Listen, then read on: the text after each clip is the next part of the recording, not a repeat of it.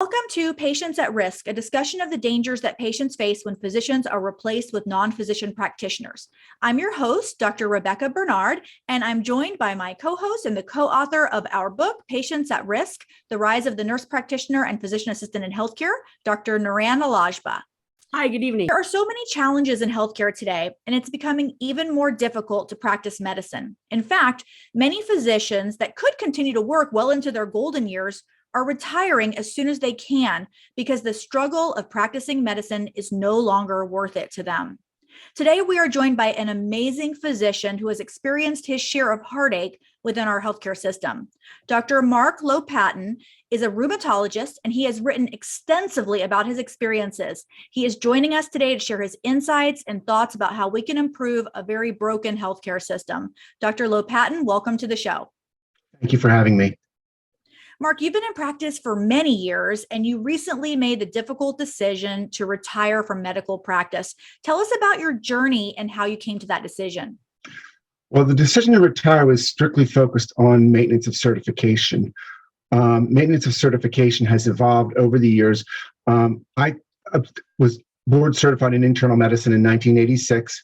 I took a year off before starting my fellowship in rheumatology. I finished that in 1989 and found out they didn't offer boards that year. I had to wait till 1990 to take my rheumatology boards. That year was the first year that the American Board of Internal Medicine decided that board certification is no longer lifelong. It's only good for 10 years. So I took boards in 1990, 2000, 2010, and was due to take them again in 2020. But over the years, I became very disenchanted with what ABIM was doing. And I've written about this a lot. I've spoken with ABIM about this. I've offered alternatives to what they have in place. But the main question I've asked them repeatedly is, what exactly are you measuring with your 10-year exam? I've yet to get a satisfactory answer to that question. And I decided that, frankly, it was not worth the time, the effort, and the stress associated with preparing for the exam in 2020.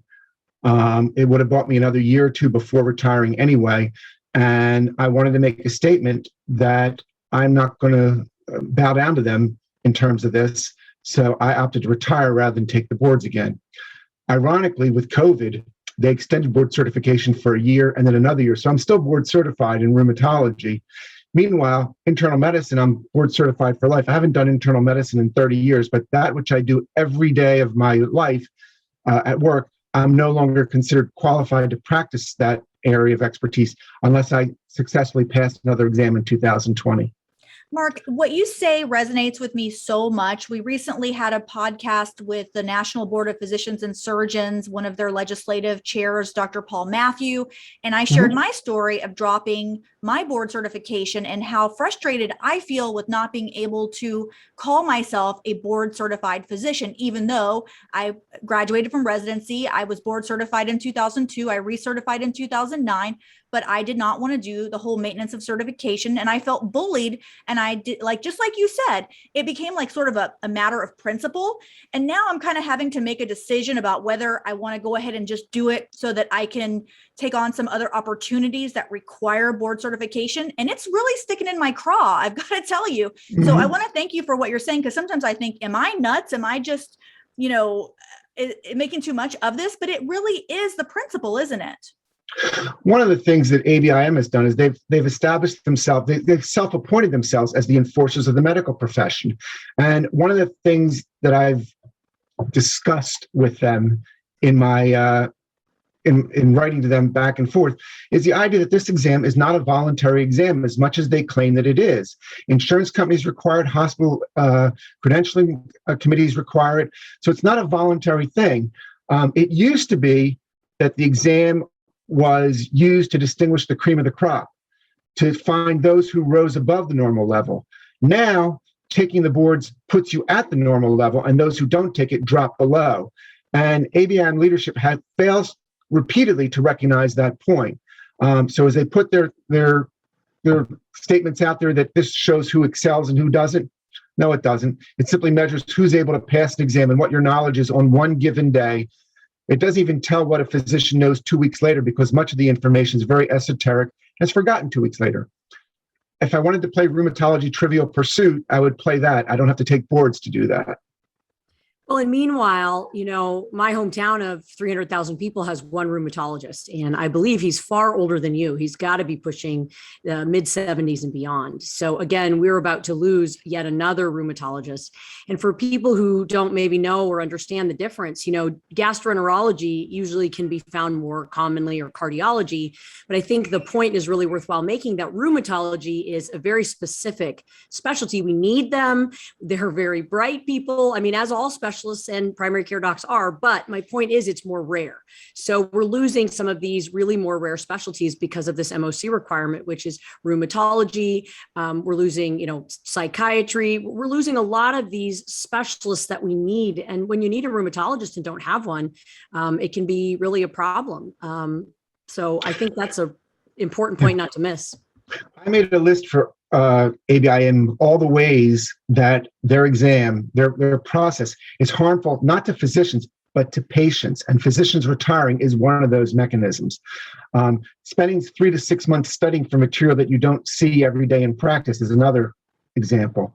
And the frustrating part is I've put forth a fix to them. I put a proposal to them of something where they can have a product, they can generate income, the product would provide value, it would distinguish physicians who are keeping up, it would demonstrate that physicians are showing due diligence in their practice. There's a way to do that. And I've pushed it repeatedly to them, and they reject it every single time. But that's also where I get frustrated, is because when they announced the maintenance of certification program, many physicians had concerns, expressed them, gave them alternate ideas, and the response was, we don't care. We're going to do what we're going to do. And I think that's where we get so used to being told what we are going to do and what we have to do. I think for me, it was just the final straw. And since I was going into direct primary care anyways, which, Mark, maybe after you spend a few years in retirement, you start getting a little bored. Maybe you hang that direct rheumatology care shingle. Keep that in the back of your mind, because maybe that'll call back to you. But I want to talk about some of the other challenges, because really, Mark, you have been through some of the things that physicians fear greatly, and some of the reasons that doctors a lot of times don't want to practice medicine. You came through them well, but you faced a lot of adversity. And I want to talk first about the lawsuit, the frivolous lawsuit that you faced. And you wrote an amazing article, and I'm going to share the link. It was published in Medical Economics, and it was called "I Knew She Was Trouble," and talking about this patient that was difficult from the get-go, had all the red flags. Mark did everything right in taking care of her. And in fact, he took her back as a patient after she left him because of an insurance change. And then he tried to get her off of medication that ultimately caused her harm. And yet he got named in the lawsuit, and his attorneys basically persuaded him to settle. Mark, talk about how that experience impacted you. Let me go back before that, because there was another lawsuit that was right before that, where I saw a woman with musculoskeletal aches and pains. She had fibromyalgia. As part of our routine intake, I asked her the question, do you suffer from headaches? She told me no. I saw her 4 times. Her primary care doctor had started her on Elavil, and she did well with it. There was nothing I needed to do. And about a year and a half later, I received a summons, papers suing me for failure to diagnose her meningioma. So I was basically sued for failure to diagnose an illness outside my realm of expertise by a patient who denied the cardinal symptom of that illness, despite the fact that I specifically asked that question. That lingered on for 2.5 years, that lawsuit. It was ultimately dropped. The ironic thing about that lawsuit is shortly after it was dropped, the Pennsylvania legislature put forth regulations that if they had been in place, the lawsuit would never have happened. And that's true with all my legal action. Every single legal action that I've experienced, something happened after the case that if it had been in place at the time of the lawsuit, I would not have settled. The case would not have gone through. The lawsuit you're talking about was, again, another young woman who presented with musculoskeletal aches and pains, diagnosed her with fibromyalgia. I was a little leery of her. She was a nurse. She had a notebook full of records. She was a little bit sullen, and I describe all this in the article. But we established some semblance of rapport. And then at some point, she developed a loss of hearing.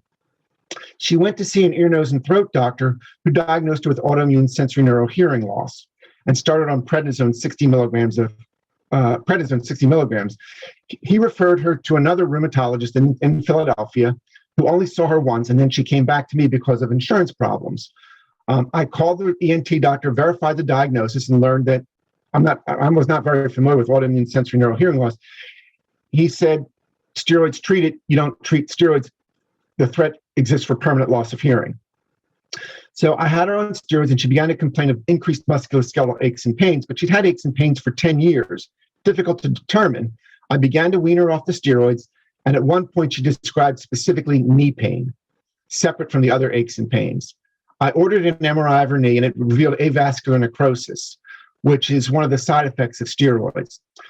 To make a long story short, she saw an orthopedic surgeon, had multiple MRIs ordered, and was found to have avascular necrosis of multiple joints. She required surgeries. She required opioid treatment. And I was named in the suit simply because I was the treating physician. I had weaned her off the steroids. It took me 5 months to wean her off steroids, which, as a comparison, if you think about temporal arteritis, which is a condition that affects vision in rheumatology patients, usually we treat patients for a year to 18 months with steroids. So getting her off steroids in 5 months was a remarkable achievement. She had no further loss of hearing. Her hearing recovered, but nonetheless, I was named in the suit. The two issues that affected this lawsuit were joint and several liability and venue. Joint and several liability policy at that point dictated that if I was found to be at all responsible for any part of her problems, I could be liable for the entire sum of the damages, even if I was only 1% responsible for it. So that threatened my personal assets, my home, etc. That scared the bejeebers out of me. The second thing that happened was venue. Because the ear, nose, and throat doctor practiced in Philadelphia, the plaintiff's attorney took the case to Philadelphia. And my attorney informed me that I had done nothing wrong. My case was well documented. He said, the case is going to Philadelphia, throw it all out the window. Because the Philadelphia jury, Philadelphia, by the way, is one of the leading hellholes for lawsuits in the country. And what he informed me is that a jury in Philadelphia is much more inclined to look at the patient's symptoms, their suffering, and make a decision based on that, regardless of the facts. It was the first time that I learned that the facts did not matter. And a later case, I used that as the title of the article that I wrote when I wrote about it. But in any case, I had to make a decision whether or not to settle this lawsuit, knowing that I had done nothing wrong, versus fight it, recognizing that if I lose, I can lose big. I was young, I was naive, I was scared, and I opted to settle. I knew nothing about the medical legal environment. I got an education there. I've gotten further education since then. I would not settle the lawsuit if it happened today. But back then I settled. And that was a problem because, as I wrote, how do I look my children in the eye and tell them to fight for what's right when I'm giving in? And I struggled terribly with that. And I required counseling to help me get through it. And it was an ordeal. You know, how did you feel essentially after, I mean, not afterward, I guess, but did it change your love of medicine? Because a very similar thing happened to my dad. And back then they didn't even have to get your permission to settle. To make matters worse, they didn't need the doctor's permission. And he was sued about a vaccination, actually the oral polio vaccine. And I remember we appeared in the newspaper on the cover, and they split the page, and his defense was sort of like, look at my 4 kids. I gave them the same vaccine I gave this other child. And what happened is the woman had some neurologic, difficulties, and the adult neurologist put down on the differential, it could be polio because, her child, whatever it was, had, just had the polio vaccine. It ended up not being polio. It ended up being MS, but she sued the hospital. She sued my dad. She sued the people who distributed the vaccine. And essentially the insurance company settled the case. You didn't have to get the doctor's permission. Mm-hmm. So they just said, hey, it's going to cost us $10,000 to defend it. Here you go, take it or leave it. And she took it. And so I know he really struggled, and number one, it changed the way he practiced medicine. Number two, this business of she was trouble or he was trouble. I don't want to be biased in that regard, but he said the same thing, something very similar to me about the moment those little hairs on your neck go up about a patient, that it just something doesn't make you comfortable. You need to just ask them to find a new doctor. It's not a good match. And I'd like to hear from you what you think about how it changed you. The first thing is, I began to play the what if game. What if something goes wrong with the next patient? What if this patient decides to sue me? What if they have an adverse reaction to a medicine? And what happened was I began to look at patients as adversaries as opposed to people that I was trying to help. And that's one of the reasons that I required counseling to get through it. Ironically, about a month or two after I saw this patient, I had another patient referred to me for autoimmune sensory neurohearing loss. And she was on steroids, and they wanted an opinion regarding immunosuppressive agent. I saw her and I said to her, I'm very sorry, I can't take care of you with that diagnosis. It was too emotionally draining for me. And I turned her away. I referred her to one of my partners, but it was emotionally too troubling for me to be able to take care of this patient strictly based on the diagnosis she had. Wow. I want our listeners that are out there hearing this. First of all, Mark gave us some really important advice, which is get help, get counseling. The reality is that most of us will face a lawsuit at some point in our career, and it is emotionally draining. And I think, Mark, did you feel like you were the only one it ever happened to? Did you feel very isolated and alone? Oh, that's a very common feeling because you're not allowed to talk about it. All my partners knew was that I was getting sued. I couldn't share the case with them. You can't get comfort from anybody else on it. You can't share the burden. And one of the things I did, this is what spurred me on to become political in the first place.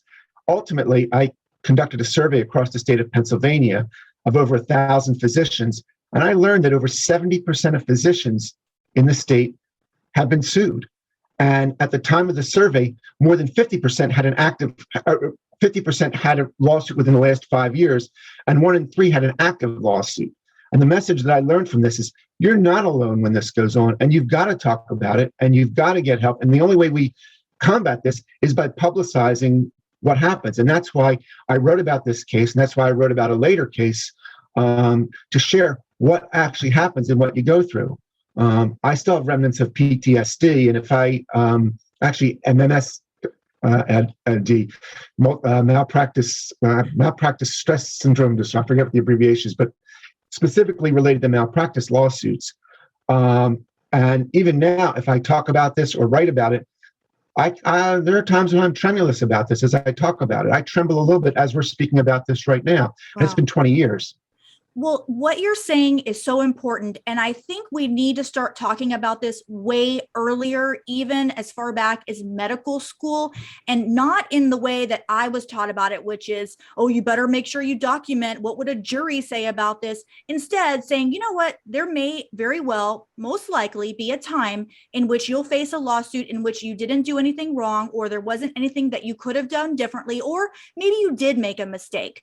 And that is likely to happen. And here's what you should know about it, and you should realize you're not alone, and it's not a shameful thing. It is it's the way our system is set up, so that when it happens to us, because it will, we need to be psychologically prepared. Because if you talk to the lawyers, this is what they do. They say, well, yeah, I mean, settling, that's the cost of doing business. My husband's an immigration lawyer, and he tells me a story of how early in his career, he was sued for malpractice, and he didn't do anything wrong, and he had to settle, and it was a case that wasn't winnable.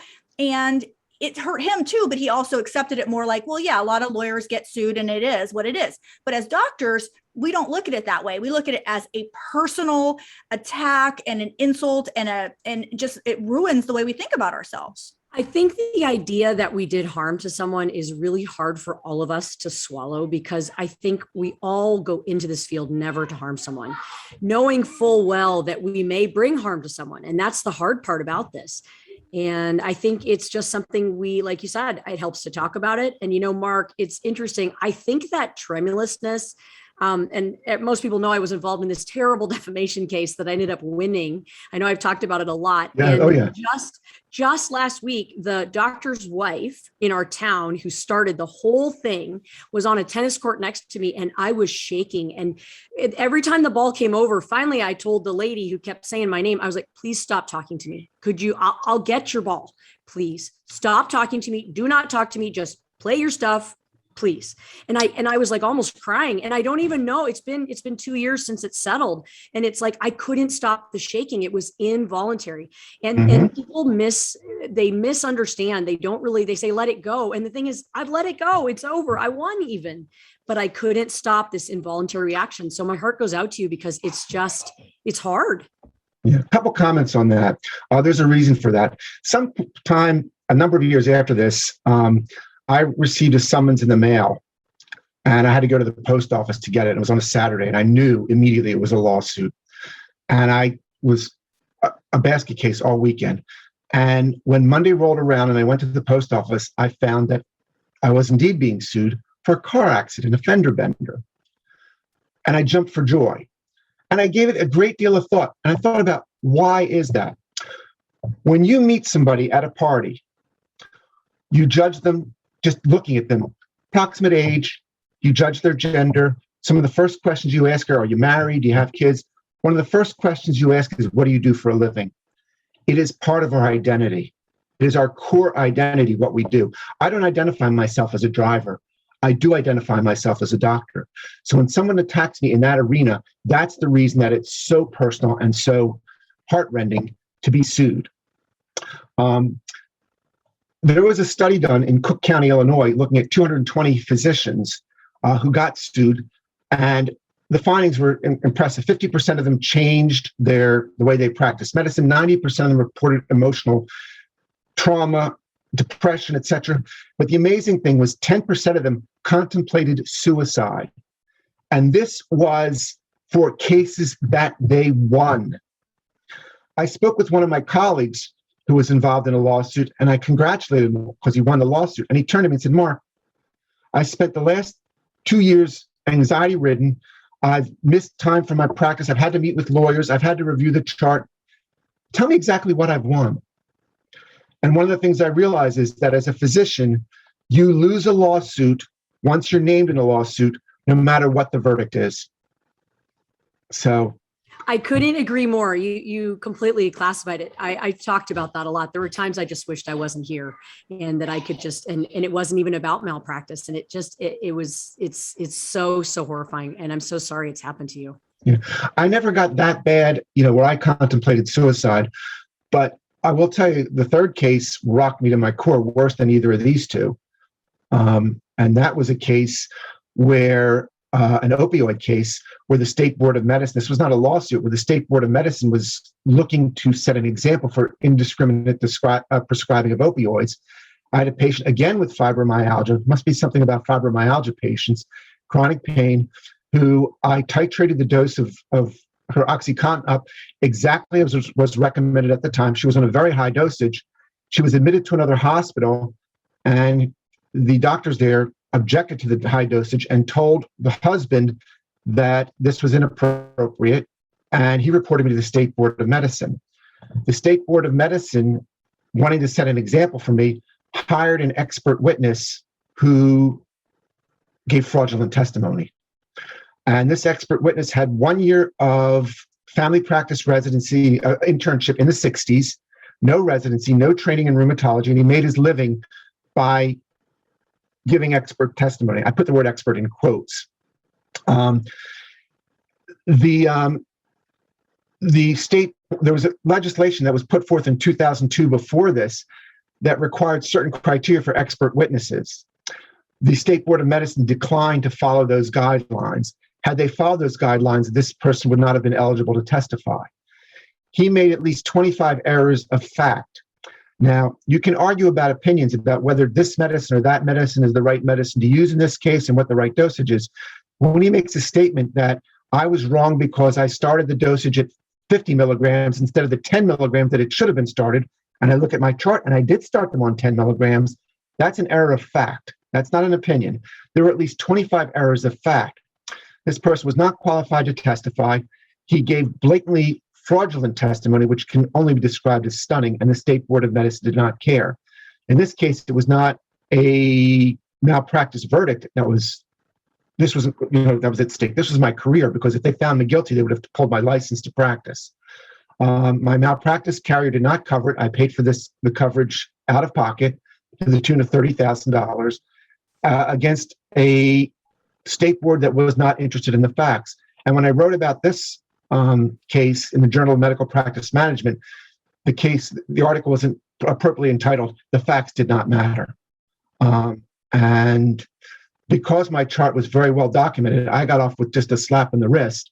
But this could have been so much worse. And again, this was much more devastating to me than the first two cases, and this required much more extensive counseling to get through it. And I think I'm shaking now as I talk about this. Right. And I think listeners should know that state medical boards are famous for this. Washington State is right up there with Pennsylvania as well. The experts they hire do not have to have any criteria to meet expertise. And we call them kangaroo courts, right? So it's not a real court of law. And that's something I'm sure you experience the same thing. You can't call witnesses. You can't get the other person's records. So patient records are not available to us.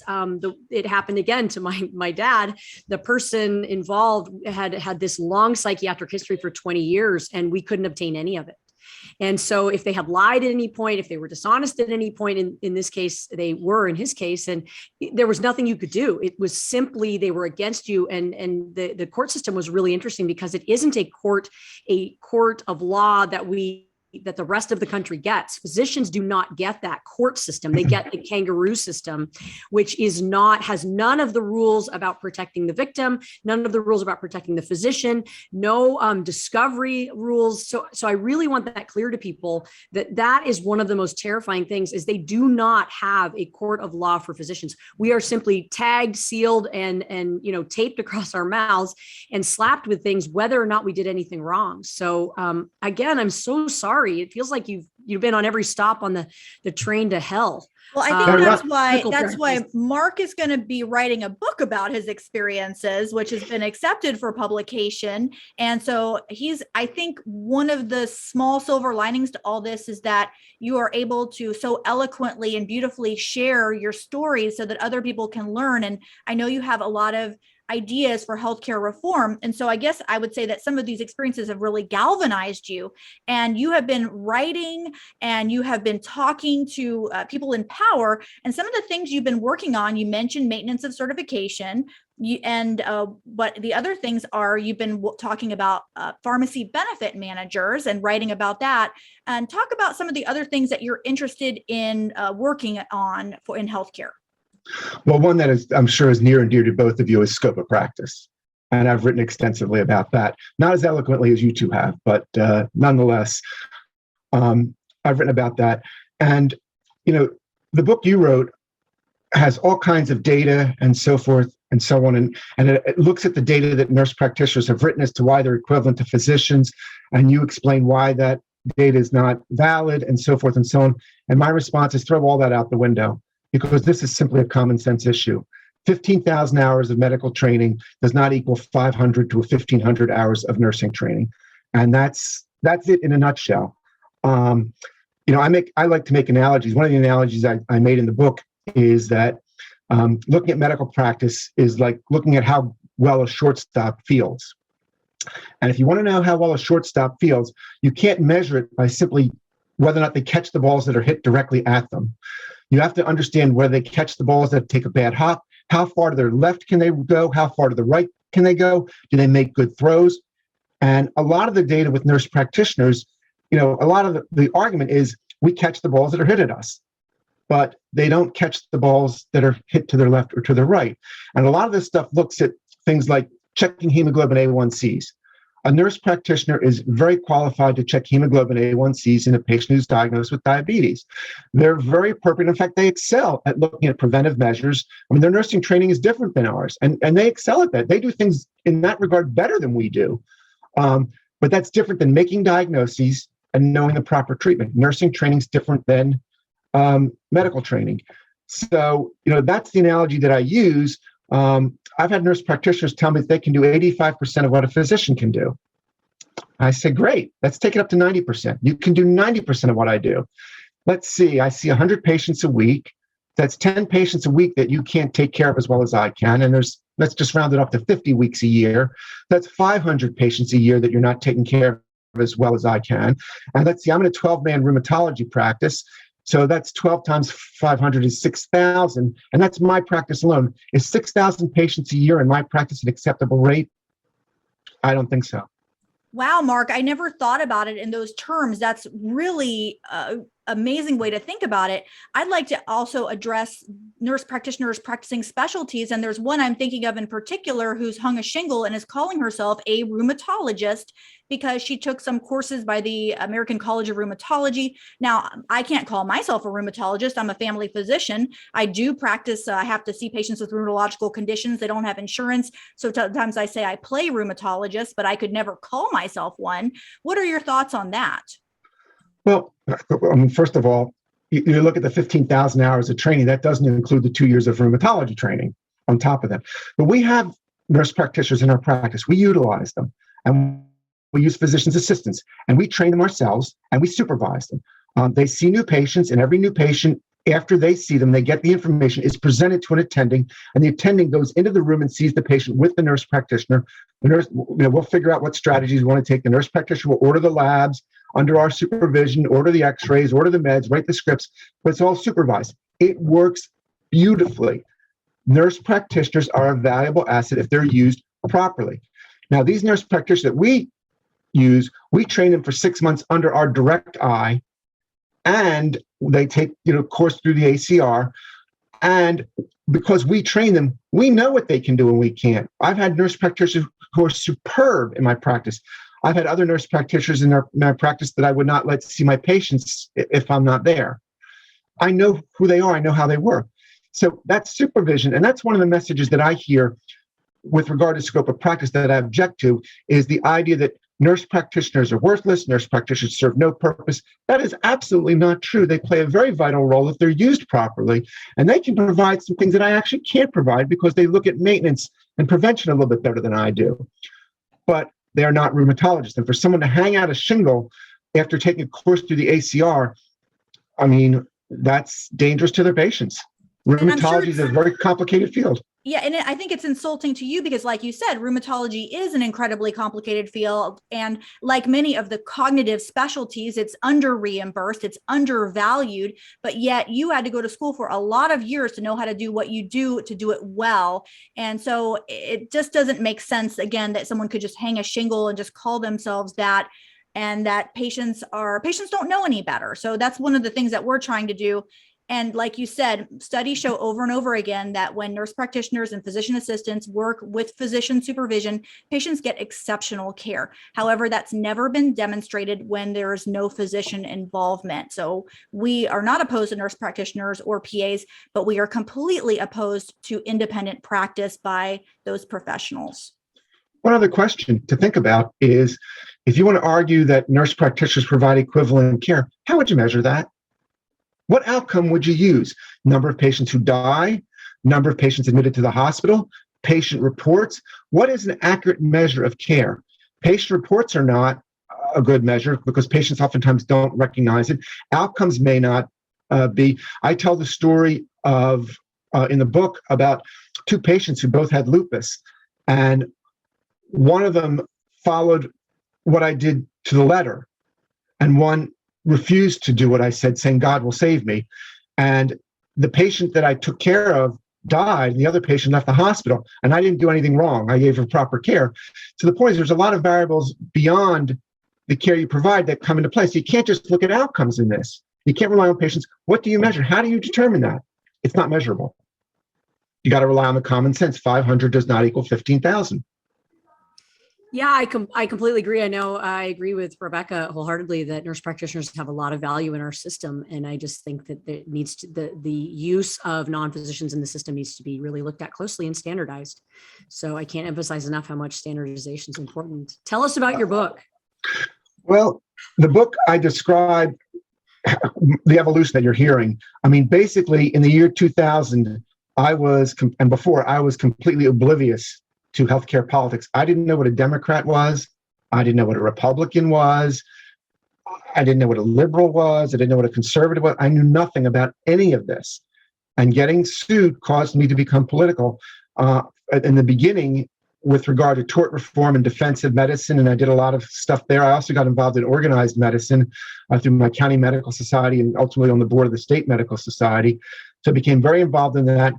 And then some other issues began to pop up, like maintenance of certification and prior authorization and pharmacy benefit managers and venue and surprise billing and lack of transparency and facility fees and hospital costs and so forth and so on. And slowly I've evolved to become very active in grassroots as well as organized medicine. What I describe is I've got a foot firmly planted in both venues. But the book describes my journey from being someone who was totally involved in sports, and there's sports analogies in there. That was my focus. How I went through medical school, some of the stuff I learned in medical school that I would use later in residency, some of the things that happened to me in residency that were unfair, some of the stories there. I'm convinced that the only reason that the VA exists for residency is that so that you have stories to tell later on in life. I think we all have those VA stories. Yeah. Yeah. And I do. And I describe my evolution and what happened. And then ultimately getting to the end of the story is retirement and the messages I learned as I reflect back on my career. And the main message is that medical care needs to be a human interaction between a physician and their patient, not a business or commercial transaction between a consumer and a provider. And by the way, I do get into the issue of the word provider. I talk about that extensively, including the issues with Nazi Germany. And I am Jewish, so I can speak to that. And my wife is a Holocaust scholar. I can very much speak to that issue. But how provider was used in Nazi Germany and how it is used currently to devalue physicians. And I've written articles on the devaluation of physicians. But in the end, I realized that in retirement that I've gotten a lot more from my patients than they've gotten from me because they've allowed me to be with them. They've allowed me to share their lives with them. In the book, The House of God, which is one of my favorite books, Samuel Shem describes the art of medicine is the art of being with the patient, of validating them and sharing their journey with them, more so than writing the right prescription or making the right diagnosis. And I learned at the end of my career, as I retired, that my patients allowed me to do that.